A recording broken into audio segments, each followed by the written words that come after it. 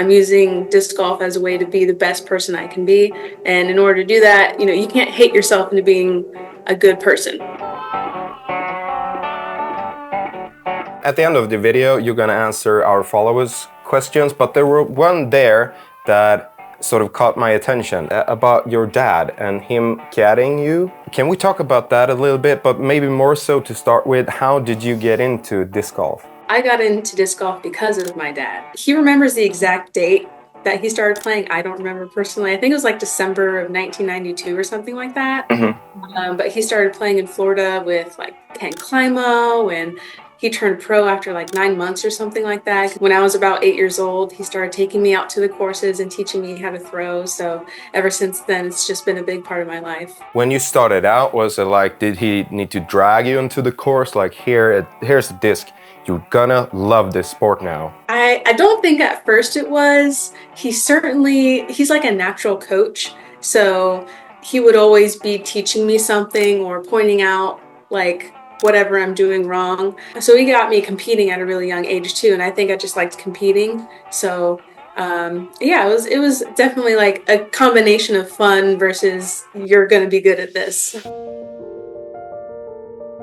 I saw that you used to play the flute and the violin and then compete in other sports. Was there any like comments? Why stop with the normal sports and go into this sort of maybe, well, at least in Sweden, sort of niche sport? Yeah, it was growing up. I remember like I wouldn't even tell people that I played disc golf because it was such a hassle just explaining what the sport was. But I think we're at a point now that I tell people I play and they're like, wow, that's really cool. So now you've been touring for 8 years now, and this season was your best so far. Why is that, you think? Well, at first it wasn't something I expected to do for my career. It was just something I wanted to like, oh, let's go throw discs, at these big tournaments. I'm kind of good. I guess I can do that. And then I just fell in love with touring. And along the way, I realized that okay, maybe I'm not as good as I thought I was, and I had to fix like a lot of big parts of my game. So it's just been a journey of working on myself and fixing part of my games that needed to be fixed. And now I'm at a point where I'm going into this off season like I don't have to work on anything major. I can finally just tweak things and improve things little by little. So I think it was just getting myself to a point where my game was actually solid and well-rounded. If we flip it then, what was the worst part of this season? What I struggled with, I think the most this year was that I would put myself in contention. There were a few times where I'd be on lead card or maybe a couple times where I was in the lead, but then the next round wouldn't reflect how well my first round had gone because I think mentally I was treating it differently. I would go into the tournaments like no expectations, just play my best, and that would put me up there, and then that next round I'll be like, oh man, I'm in the lead, I need to protect this, I need to and that would just put me in a different mental space that wasn't good for me. So I think that was my biggest struggle this year, was mentally staying at that like no expectations, just play my best type of game. Is it then good to have your dad as a caddy, or is it worse? Years ago I couldn't have my dad caddy for me. I think that was just like a personal thing.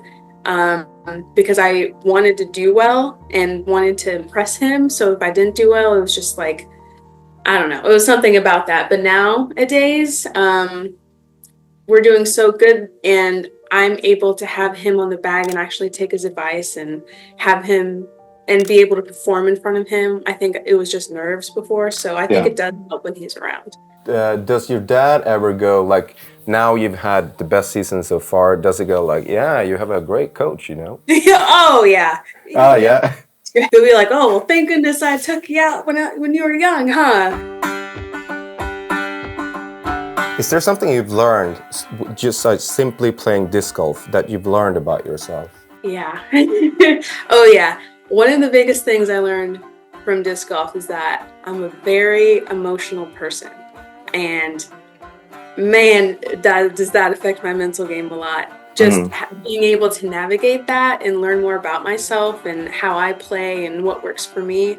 I mean, I spent my 20s playing disc golf on the road, so there's a lot there's a lot I've learned about myself over the years for sure. But yeah, disc golf has definitely helped me be a better person.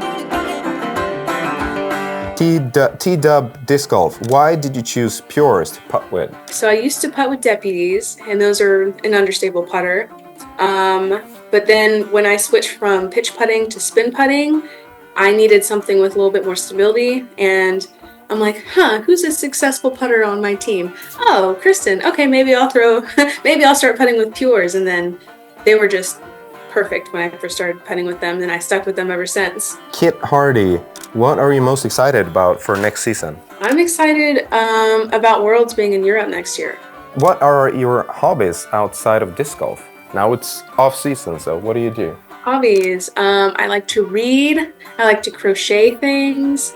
Oh, what is that? It's kind of like knitting, but it's with one hook. Do you have something there that you've done? Yeah, I made this bag. What? That is really good. What does your arm strengthening workout look like? Because you are goals. And with this emoji. I do strength training 4 days a week. And 2 of those days I do upper body. The actual muscles, most of it's just genetic, because I remember growing up and being so self-conscious about like the little, you know, I don't know if they have Hollister where you're from, but in America, like Hollister was like the teenage girl shirt place, and like my arms would always look like so muscular in those shirts, and I'm so self-conscious about my arms when I was younger, but now I'm just like, huh. Shoe swap slinger, what was your biggest change in 2024?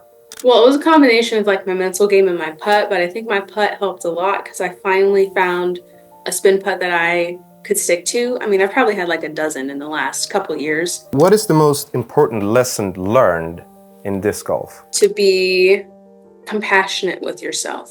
That was the most important thing I learned. I'm using disc golf as a way to be the best person I can be. And in order to do that, you know, you can't hate yourself into being a good person. So be compassionate with yourself is my biggest lesson.